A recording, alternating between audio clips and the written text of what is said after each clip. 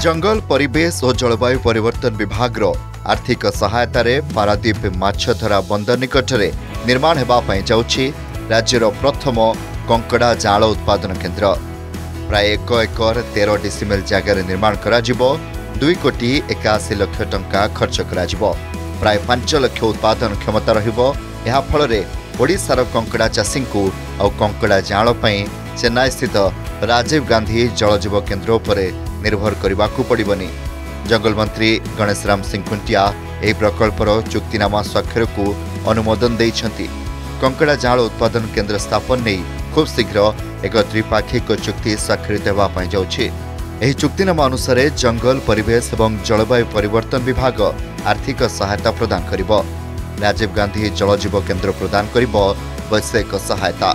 मत्स्य निर्देशालय करिबो एहार कार्यान्वयन। जाल प्रोडक्शन हैला परे जतिकी आमर 5 लाख कैपेसिटी अछि आमर दरकार पड़ले भी आमे अधिका फेज वाइज करके आमे अधिका 50 लाख पर्यंत बा 1 करोड़ पर्यंत आमे जाल प्रोडक्शन करि परिबु एवं आमर ओडिसा फार्मर बा चाषी भाई मानको आमे जोगै दे परिबु। जतिकी कंकड़ा धरंतु क्राबलेट बळिला आमर माने चाषी को नहीं सारा पर से गुड़ी को कौन करूँ ये फैटनिंग आम करूँ फैटनिंग करके आम बिक्री करूँ बड़ साइज जो चाषी मैंने चाहिए से पारू।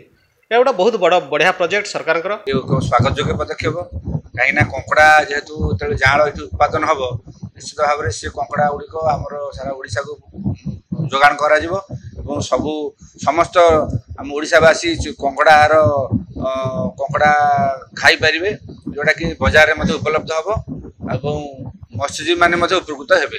ए केन्द्र द्वारा ओडिशार 10टी उपकूलवर्ती जिले में चाषी माने उपकृत हो पारिबे।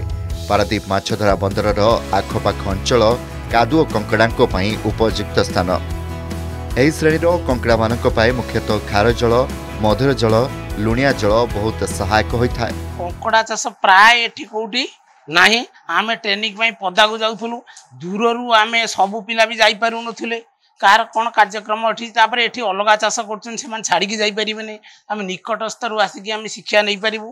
कंकड़ार जो हैचेरी एठी हेले आम कंकड़ार जाल भी पाई पारू। माछ चाष जो पोखरी रे करा जाउ गोटे लोक तदारक करके पाखरे गोटे कंकड़ा चाष सेम मजूरी रे सेम एथिरे आम होटा पाइपर।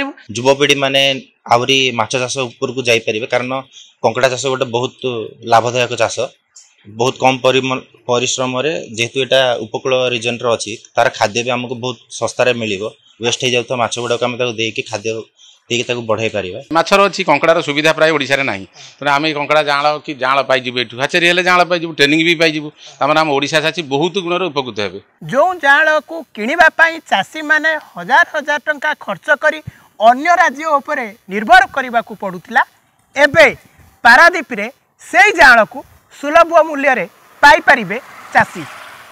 पारादीप नेहरू बंगलारू video journalist Biswajit Diptimayee Biswaranjan Argus news. जदि आपंक आम भिडी भल लगा तेब आम चैनल को लाइक शेयर और सब्सक्राइब करने को जमा भी भूलु नहीं।